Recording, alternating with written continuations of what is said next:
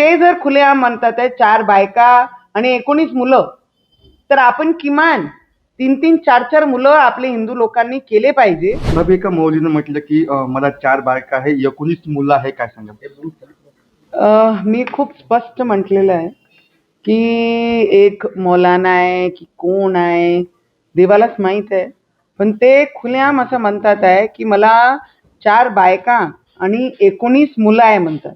आणि मला त्या गोष्टीची लाज वाटते की माझं कोरम 19 मुलांचं जे मला पाहिजे होते ते 30-35 मुलं पाहिजे होते आणि ते कोरम मी पूर्ण करू शकलो नाही म्हणे.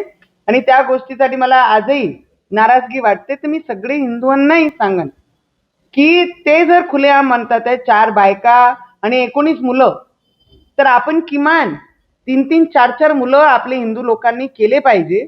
या ज्या पद्धतीने डॉमिनेट करण्याचा प्रयत्न करत आहे बोलून, तर मला वाटते की आपणही हिंदुस्थानमध्ये या भूमीमध्ये जन्माला आलो आहे.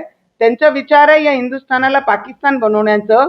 एवढे संख्याने पोरं मुलं पैदा करून, तर आपण एक मुलांवर का संतुष्टी करत आहे? 4-4, 3-3, 4-4 मुलं आपणही सुद्धा केले पाहिजे. त्याच्यामध्ये काही दुम्मत आपण कोणी ठेवली नाही पाहिजे. येणाऱ्या महानगरपालिका निवडणुकीमध्ये अजित पवार कसं बघतो? मला असं वाटते की पवार साहेब आमचे खूप वरिष्ठ नेता या महाराष्ट्राचे आणि देशाचे आहे. त्यांच्या बाबतीत आणि अजितदादा आणि हे सगळे परिवार आहे. पहिलेही हे परिवारच होते आणि अजितदादांनी स्पष्ट म्हटलं होतं की मला पवार साहेबांनीच बीजेपीमध्ये जासाठी आग्रह केला होता. आणि जेव्हा 72 आवर्स की 2 दिवसामध्ये त्यांची सत्ता बसली आणि तुटली होती, तेव्हा स्पष्ट शब्दामध्ये अजितदादांनी म्हटलं होतं की पवार साहेबांनीच मला पाठवलं होतं. आणि ते पाठवल्यानंतर ते सगळं परिवार आहे.